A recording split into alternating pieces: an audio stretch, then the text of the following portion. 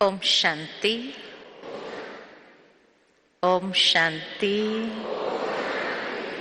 ओम शांति।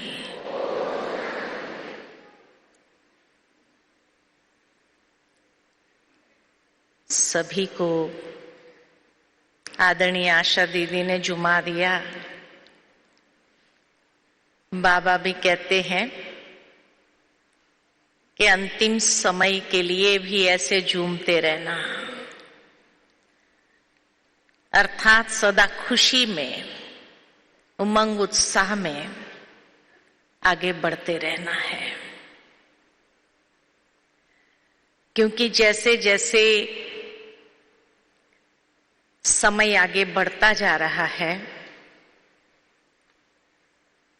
तो हमारी परम आदरणीय गुलजार दादी का तो ये स्लोगन था, कुछ भी चला जाए लेकिन खुशी न जाए।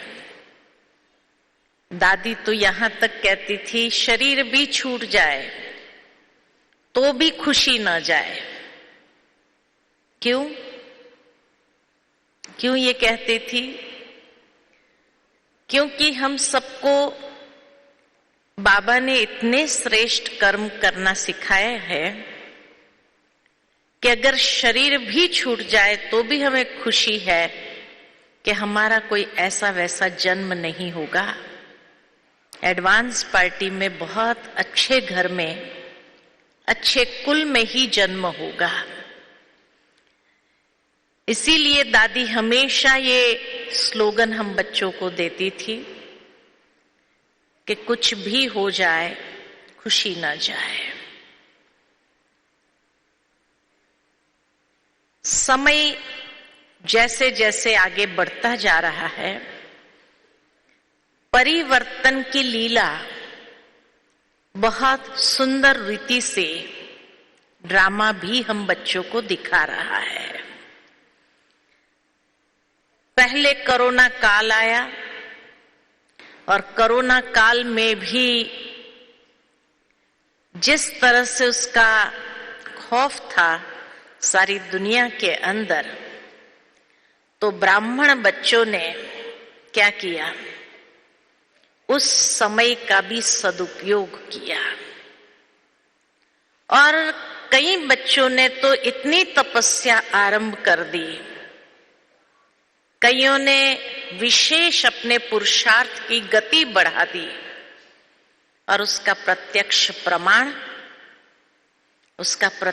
प्रमाण कि मैं समझती हूं कि मोर देन 50% ब्राह्मण जो थे उन्होंने तपस्या की, बहुत अच्छी विधि अपनाई, बहुत अच्छे तीव्र गति से पुरुषार्थ किया और उसका प्रत्यक्ष प्रमाण है दुनिया के अंदर हलचल। बाबा ने कई बार हम बच्चों को कहा है कि बच्चे, आपकी स्थिति, आपके वाइब्रेशन ही परिवर्तन की प्रक्रिया को तीव्र करेगा। तो जिस तरह से युद्ध के हालात बनते जा रहे हैं, ये हलचल आ रही है, ये प्रत्यक्ष प्रमाण है कि ब्राह्मण बच्चों ने बहुत अच्छी तपस्या की है, तीव्र पुरुषार्थ किया है और उसके लिए आप सबको बहुत बहुत मुबारक हो, मुबारक हो, मुबारक। लेकिन अब ये आग ठंडी नहीं होनी चाहिए। अब ये आग और तीव्र हमें करना है, क्योंकि बाबा हमेशा कहते हैं कि बच्चे, आपके पुरुषार्थ की अग्नि ही दुनिया के परिवर्तन के लिए आधार बनेगी। आपकी योग अग्नि से दूसरी ओर परिवर्तन की अग्नि भी तीव्र हो जाएगी। तो इसीलिए अब ये पुरुषार्थ की आग को कहीं भी आलस्य, अलबेलेपन में आकर के ठंडे नहीं होने देना है। ठीक है ना सभी? है ना, महसूस करते हैं ना अभी, और उसको तीव्र करना है। लेकिन उसके साथ साथ हमें क्या तैयारी करनी है? समय तो हमें नजारा बता ही रहा है, लेकिन हमें आंतरिक रूप से क्या तैयारी करनी है? हमारी सभी दादियों को आपने देखा कि लास्ट में वो कितने न्यारे और उपराम होते गए। चाहे प्रकाशमणि दादी हो, चाहे गुलजार दादी हो, चाहे जानकी दादी हो, इन सभी दादियों को आपने विशेष यही देखा कि अंतिम समय साइलेंस में चले जाते थे। कई लोग सोचते थे कि इतनी भोगना है क्या? नहीं, भोगना की बात नहीं, लेकिन पूरा समय वो इतना व्यस्त रहे तो बाबा ने उनको समय दिया अपनी कर्मातीत स्टेज को पाने का। तो इसीलिए वो साइलेंस में चले जाते थे और साइलेंस में जाकर के अपने आप का आत्मनिरीक्षण करते हुए आत्मरूपी हीरे को बेदाग बना देते थे। और ये उनका प्रत्यक्ष स्वरूप था। और इसीलिए जब संपूर्ण कर्मातीत हो गए तब सहजता से मुक्त हो गए, सर्व कर्म बंधनों से, सर्व कर्म संबंधों से बहुत सहज रीति से मुक्त होकर के चले गए। लेकिन क्या हमें भी वो समय मिलेगा? हमें वो समय मिलने वाला नहीं है। जिस तरह से बाबा ने दादियों को समय दिया, ड्रामा ने दादियों को समय दिया, क्या आप समझते हो कि हम लोगों को भी वो समय मिलेगा? नहीं। हमारे लिए बाबा ने पहले से ही ये कहा हुआ है, अचानक, एवर रेडी और बहुत काल का अभ्यास चाहिए। पहली तैयारी हमारी यही होनी चाहिए कि अंतिम समय के लिए हमारी तैयारी आंतरिक कितनी है? एवर रेडी है? दूसरा, अचानक के पेपर के लिए तैयार है? और तीसरा, क्या बहुत काल का अभ्यास मैंने किया है? कौन सा अभ्यास करना है जो हमारी अंतिम तैयारियों को बहुत सुंदर एक स्वरूप दे सके? पहली तैयारी है बहुत काल की, जिसमें बाबा कहते हैं कि बच्चे, ये अभिमान को संपूर्ण रीति से गला देना है। शास्त्रों के अंदर दिखाया गया है कि महाभारत युद्ध के बाद पांडव हिमालय पर चले गए और गल गए और मुक्ति को प्राप्त कर लिया। सोचने की बात है कि पांडव लोग सुसाइड क्यों करेंगे हिमालय पर जाकर के? और क्या विजयी हुई तो उसकी खुशी होनी चाहिए? युद्ध में विजयी हुए तो उसकी खुशी होनी चाहिए या सुसाइड करना चाहिए? सुसाइड तो किसको करना चाहिए? जो हार गए हो उसको सुसाइड करना चाहिए।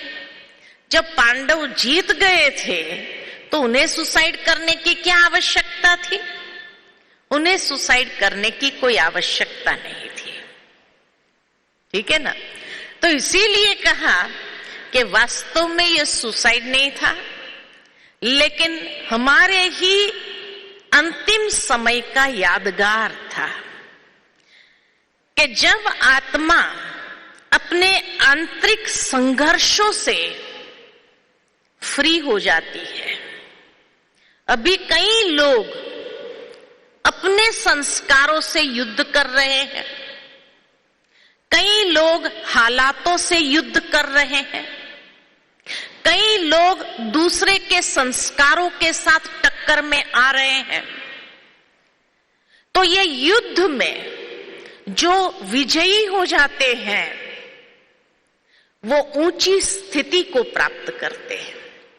हिमालय पर जाना माना इतनी ऊंची स्थिति को प्राप्त करना कि जहां पर उन्होंने संपूर्ण सिर्फ अभिमान को नहीं लेकिन देह भान को भी गला दिया और गला करके सीधा स्वर्ग में गए। तो ये हमारा ही तो यादगार है। तो पहली तैयारी मेरी यही होनी चाहिए कि मैंने अभिमान को कितना गलाया है, उसके ऊपर विजय पाया है। अर्थात जीवन के अंदर निर्माणता कितनी आई है।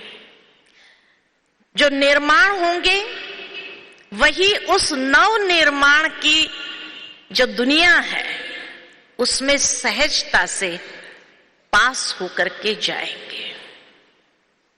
अभी कुछ समय पहले हमारे परम आदरणीय बृजमोहन भाई जी के साथ एक रूहान हो रही थी, तो बहुत अच्छी बात उन्होंने सुनाई कि अब ब्राह्मणों का पाठ पूरा हो गया। ब्राह्मणों का पाठ पूरा हो गया, अब फरिश्तों का पाठ आरंभ हुआ है। तो दूसरी तैयारी मेरी फरिश्ता स्थिति की, फरिश्तेपन का पाठ आरंभ हुआ है। क्योंकि बाबा ने हमेशा साकार मुरली अव्यक्त मुरलियों में भी ये कई बार सुनाया है, ब्राह्मण सो फरिश्ता सो देवता। अर्थात जो ब्राह्मण यहां ही फरिश्ता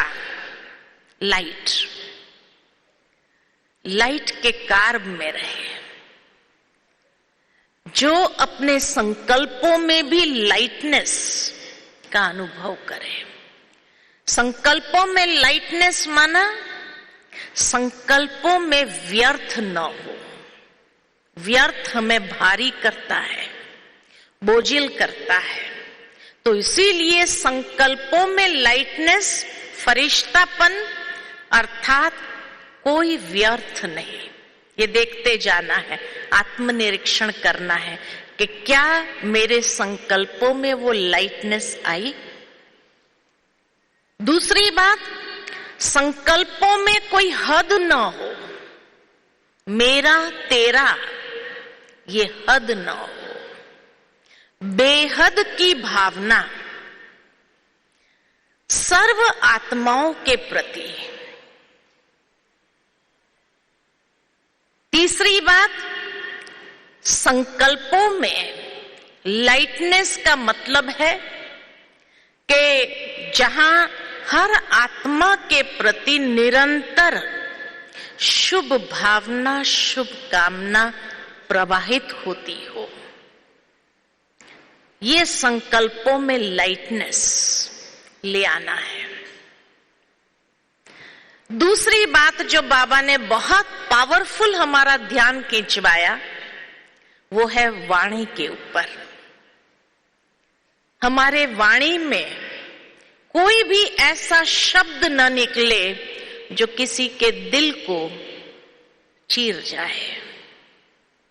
इसीलिए कहा जाता है कि इस मुख से निकला हुआ तीर और कमान से छूटा हुआ तीर वो कभी भी वापस नहीं आ सकता है।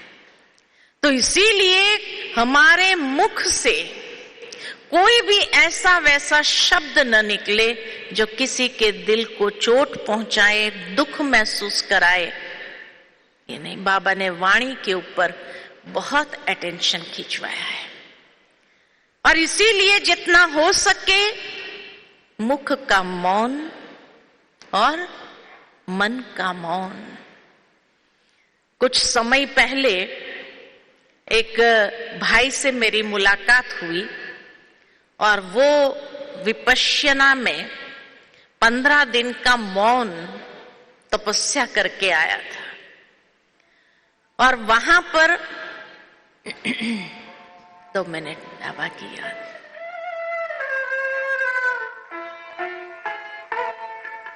शिव पिता को अब याद करो, मुक्ति धाम तुम्हें जाना है। अपने सुकर्मों के प्रकार ही सतयुग में तुमको आना है। शिव पिता को अब याद करो।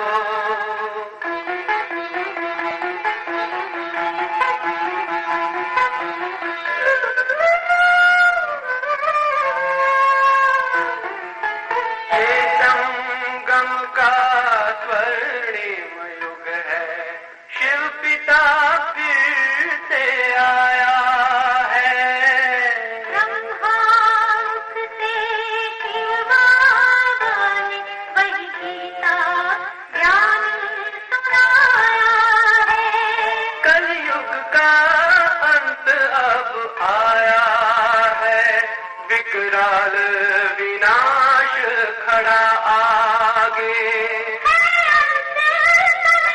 अब हम सबका शिव पिता ने बतलाया है। शिव पिता को अब याद करो।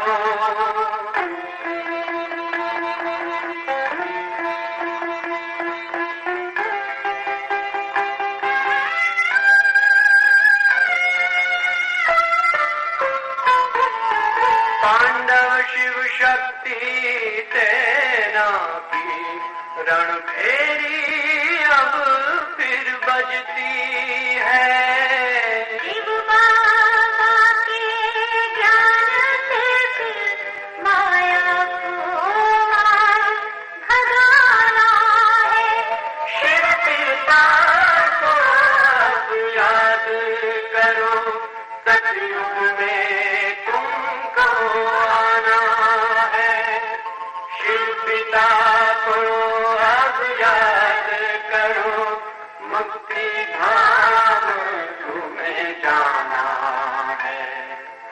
अपने कर्मों के प्रकार ही सतयुग में अब तुम्हें आना है। धाम में तुम्हें सतयुग में अब तुम्हें आना है। धाम में तुम्हें जाना है।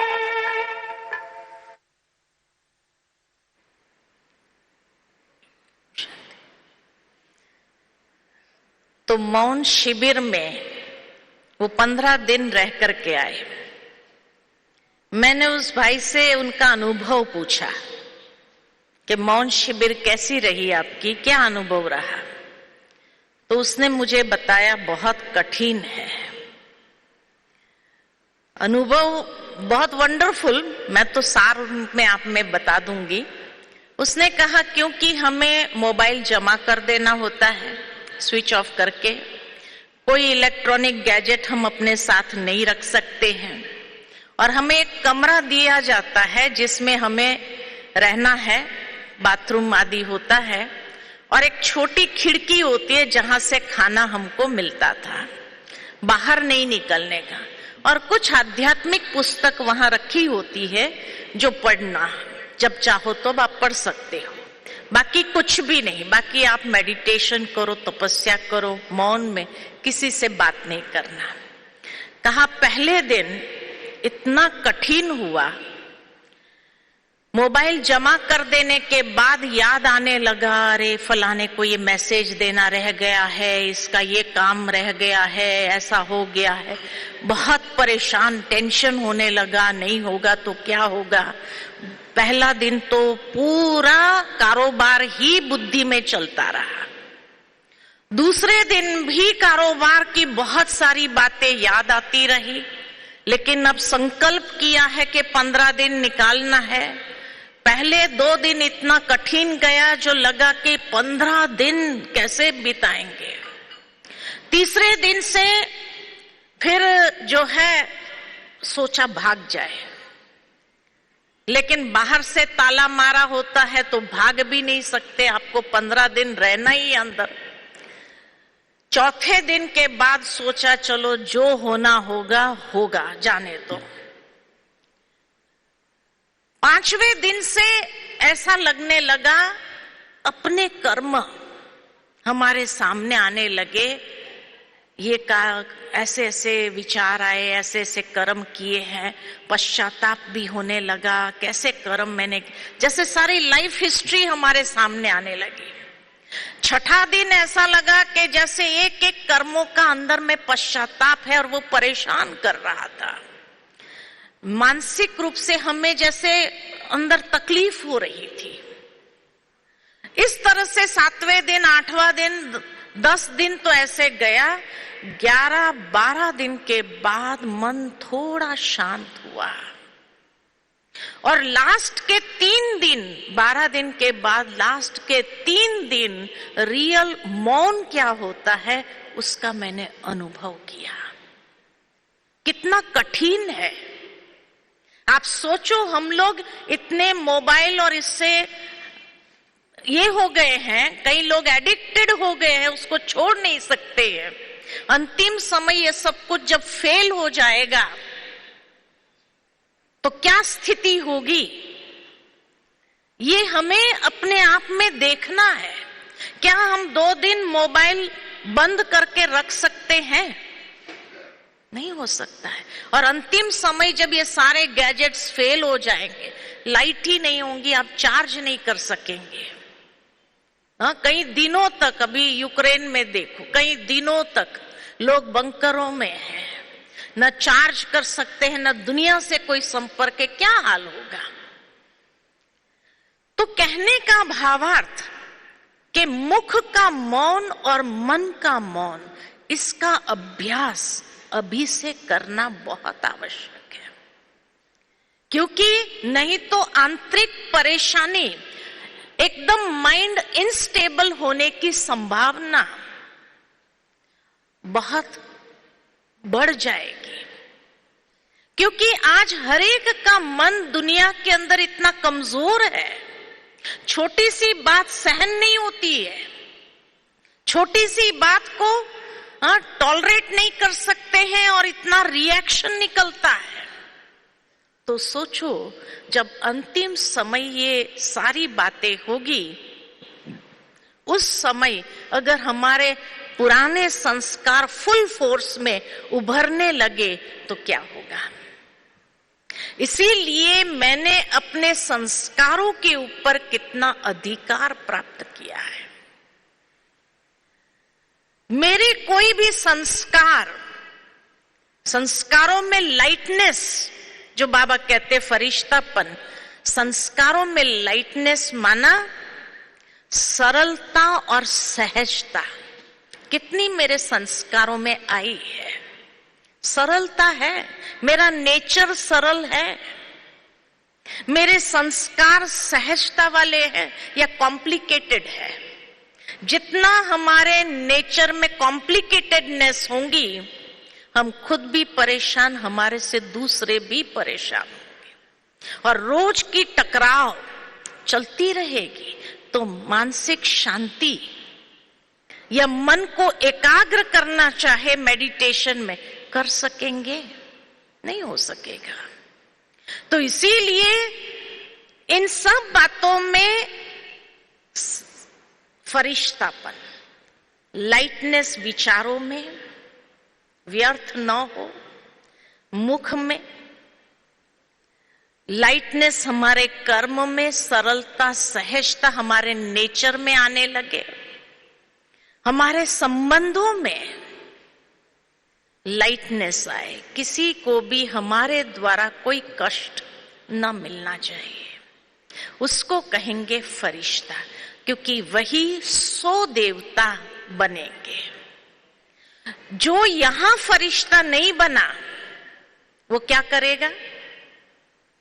जो यहां फरिश्ता नहीं बना वो संघर्ष में रहेगा, और जो संघर्ष में रहेगा वो कहां जाएगा?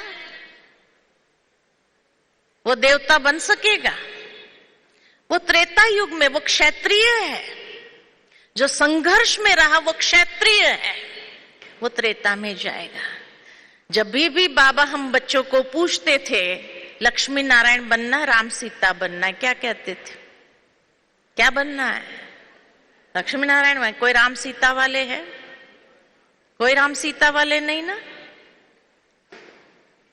तो फरिश्ता यहीं बनना पड़ेगा। ब्रह्मा बाबा भी यहीं फरिश्ता बना।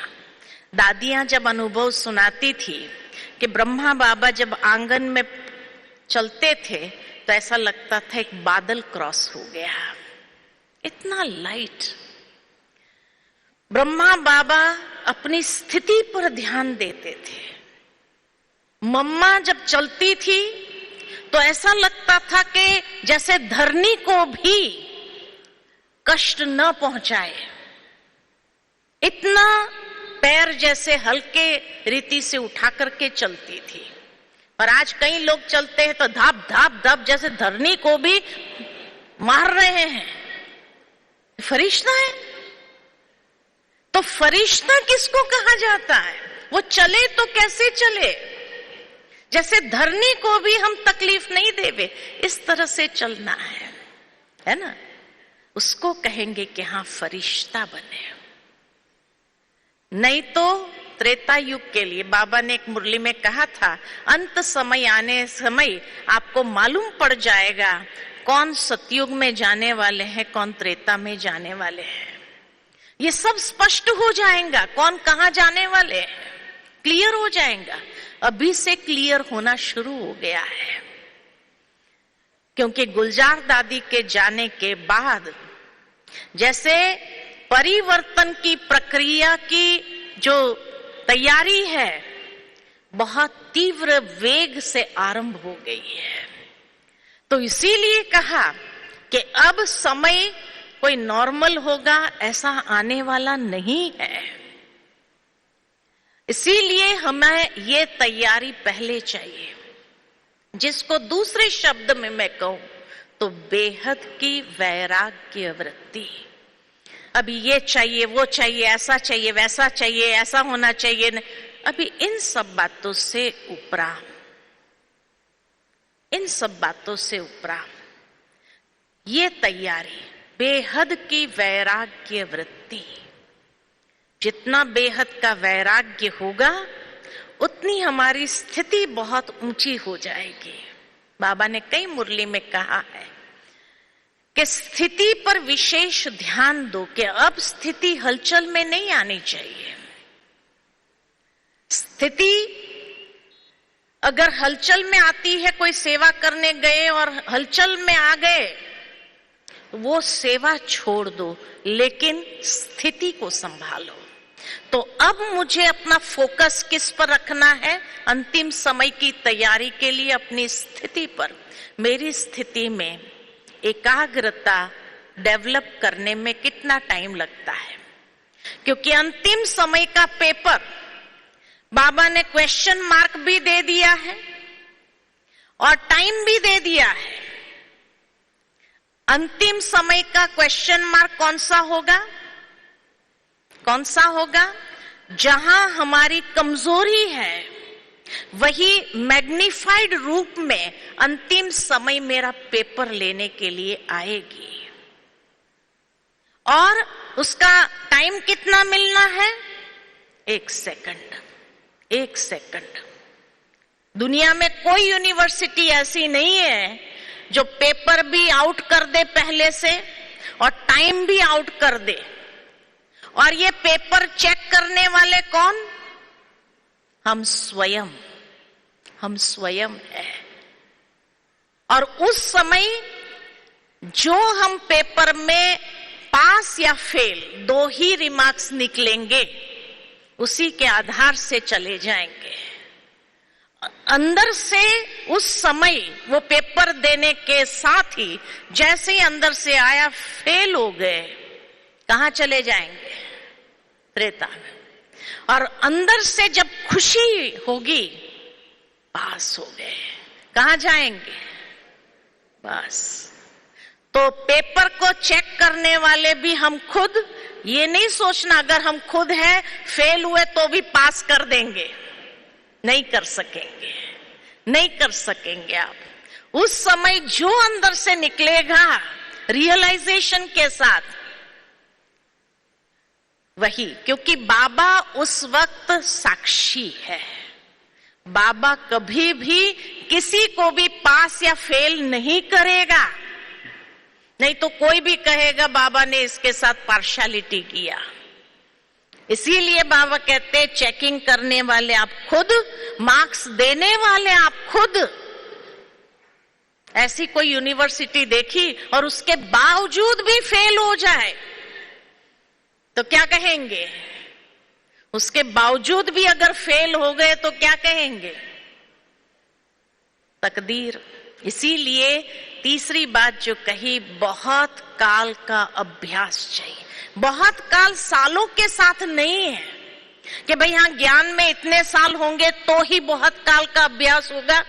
नहीं, बहुत काल माना सारे दिन में मेरी स्थिति कितना समय एकांत और एकाग्रता में रहती है, अंतर्मुखी हम रहते हैं, ये देखना है अपने आप में। ये तैयारी है, अंतर्मुखता ये मुख्य मदद करेगी तैयारी के लिए।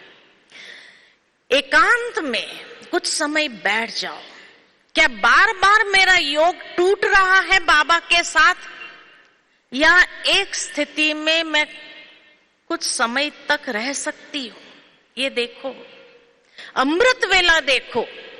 अमृत वेले चेक करना आसान होगा क्योंकि उस समय मन की स्थिति बहुत अच्छी होती है, प्योर होती है।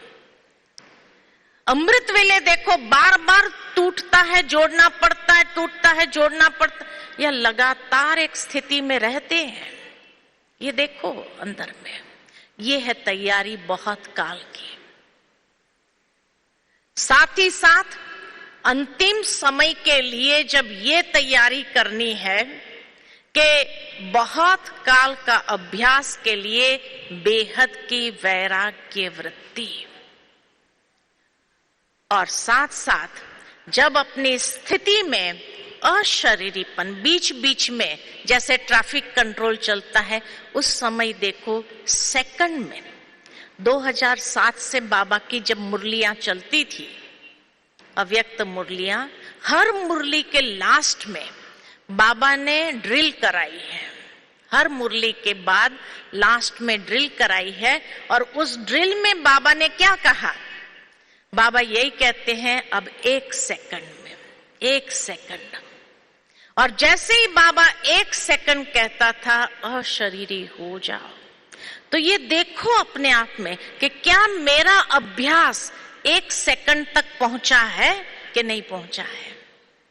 1 सेकंड तक पहुंचा है। अगर 1 सेकंड तक पहुंचा है, पास हो जाएंगे लास्ट में। ये अभ्यास आपको खींचेगा। अटेंशन और अभ्यास, ये 2 चीजें आवश्यक है पुरुषार्थ के लिए। तैयारी में अटेंशन और अभ्यास, बार बार अटेंशन में आओ और अभ्यास करो। 1 सेकंड में क्या विदेही बन सकते? कर्म करते हुए विदेही। 1 सेकंड में जब योग में बैठे अशरीरी हो सकते हैं। मैं शुद्ध आत्मा, पवित्र आत्मा, उस रूप में अपने आप को विजुअलाइज करो। मैं एक चैतन्य हीरा हूं, भ्रुकुटी के बीच में चमक रहा हूं, और 1 सेकंड में वो हीरा दिखाई दे मुझे दिखाई दे कि मैं आत्मा बेदाग हीरा हूं। ये दिखाई देता है 1 सेकंड में, है ना? 1 सेकंड तक ये पुरुषार्थ हमारा पहुंचना चाहिए। ये बहुत आवश्यक है। उसके लिए बार बार अशरीरी बनो। कर्म में है, बार बार विदेही बनो। कई लोग मुझे पूछते हैं, विदेही और अशरीरी में क्या अंतर है है कोई अंतर या नहीं है? है अंतर कि नहीं है? क्या कहते भाई लोग? है अंतर? है अंतर। राजा जनक को हमेशा विदेही कहा जाता था, उसको अशरीरी नहीं कहा जाता था। विदेही माना कर्म में रहते हुए ये देह भान से ऊपर, देह भान से परे, उसको कहा विदेही। और उसके लिए वो हमेशा यही कहते थे, मेरा आत्मा के ऊपर अटेंशन है। वो कहानी याद होगी आप सबको कि एक बार एक सन्यासी आया राजा जनक के पास और उसने राजा जनक से कहा कि मैंने सन्यास कर दिया, फिर भी मेरे लिए विदेही बनना बहुत मुश्किल है और आप ये वैभव के बीच में रहते हैं, मैं कैसे मानूं कि आप विदेही हैं? तब कहा जाता कि राजा जनक ने कहा, बहुत सुंदर सवाल है, हम बैठ के डिस्कस करते हैं, लेकिन मैं तब तक अपना कारोबार पूरा करके आता हूं, फिर आपके साथ ज्ञान चर्चा करता हूं। तब तक आप क्या करेंगे? तो आप एक काम करो, आप जो है मेरा महल का अवलोकन करके आइए।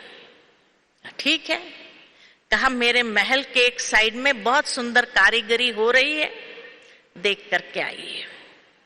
लेकिन थोड़ा अंधेरा है, इसीलिए स्पष्ट दिखाई नहीं देगा क्योंकि लाइट नहीं लगी है। आप ये दीपक लेकर के जाओ, ये दीपक की रोशनी में आपको सब अच्छा दिखाई देगा, लेकिन ध्यान रखना पड़ेगा क्योंकि वही हवा की दिशा है, तो दीपक बुझ गया तो आप कुछ नहीं देख सकेंगे। कहा ठीक है। सन्यासी गया महल का अवलोकन करने के लिए और जैसे ही वापस आया तब तक राजा जनक भी अपना कारोबार से फ्री होकर के आ गए थे। राजा जनक ने पूछा, आप देख कर आए महल? कहाँ देख लिया। कैसा लगा? बहुत सुंदर। राजा जनक ने धीरे से पूछा, ध्यान कहाँ था? तो कहा ध्यान तो दीपक पर था। ध्यान तो दीपक पर था ना, क्योंकि दीपक अगर बुझ गया तो फिर तो मैं कुछ नहीं देख पाऊंगा।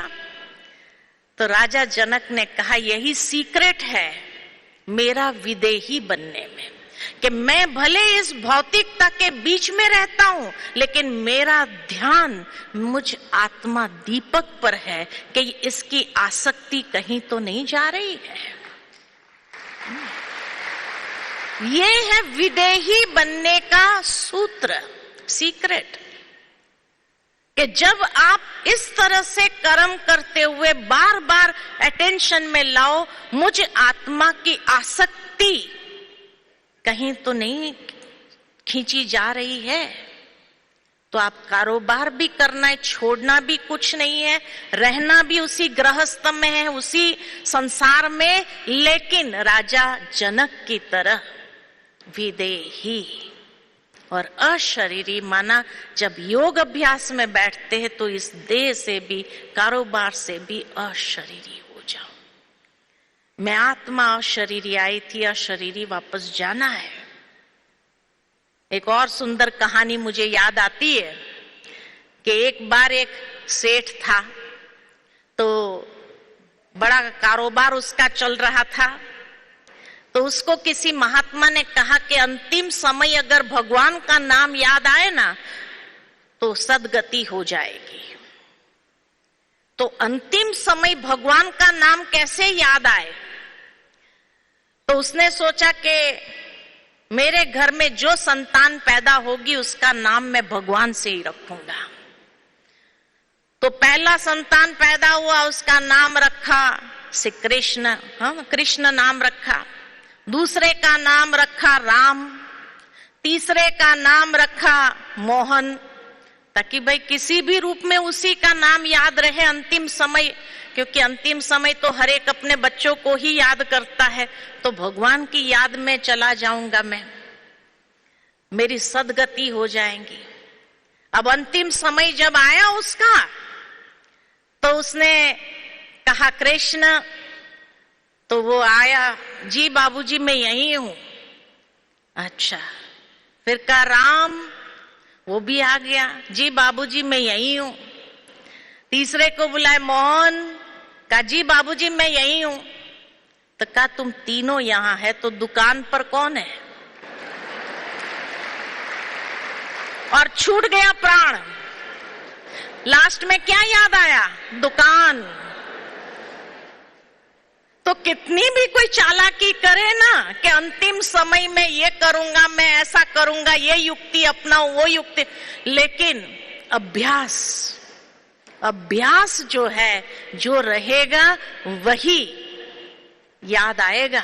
सारा जिंदगी दुकान दुकान दुकान करता रहा तो लास्ट में प्राण छूटा तो किसमें गया?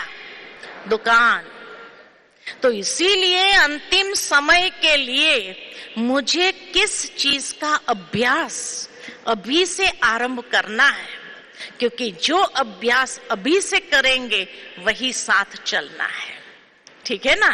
तो इसीलिए अटेंशन और अभ्यास के ऊपर विशेष ध्यान देना है। एकांत, एकाग्रता और अंतर्मुखता का अभ्यास करते जाना है। बेहद की वैराग्य वृत्ति, और अब समय अनुसार समझ लो ब्राह्मण पने का पाठ पूरा हुआ। फरिश्ता, लाइट, हर कर्म में रहना है, ये विशेष अटेंशन रखते हुए पुरुषार्थ करना है। ठीक है? अच्छा, ओम शांति।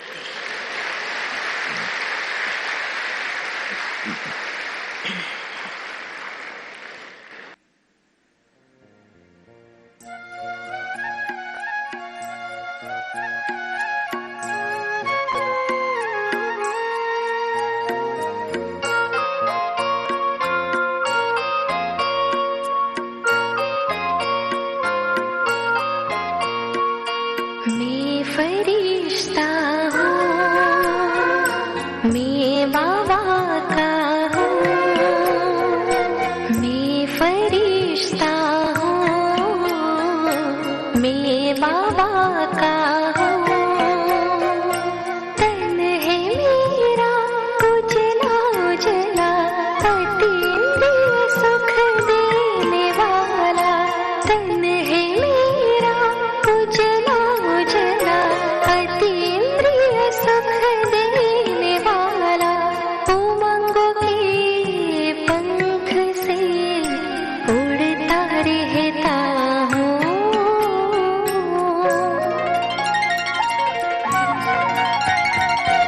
मैं फरिश्ता हूँ, मैं बाबा का हूँ।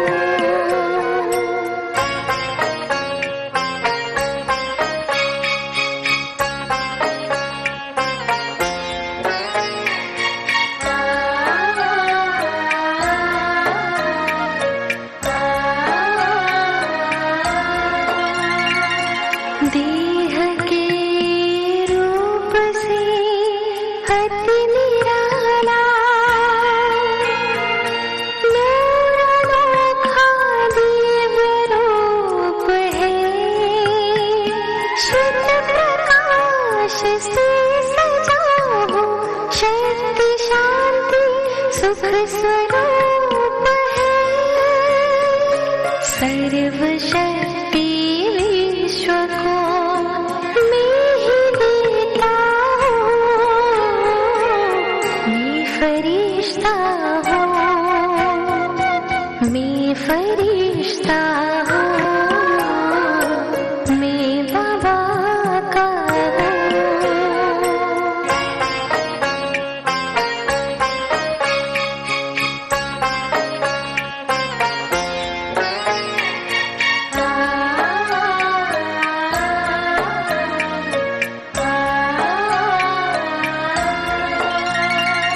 प्रभु मिलन में हो मगन मेरा मन। पल में आए मीठे वतन, है अलौकिक किरण बरसे। रोम रोम पुलकित पावन, बाबा के वरदानों से झोले भर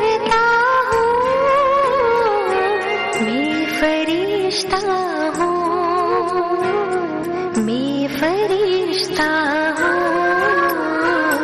मैं बाबा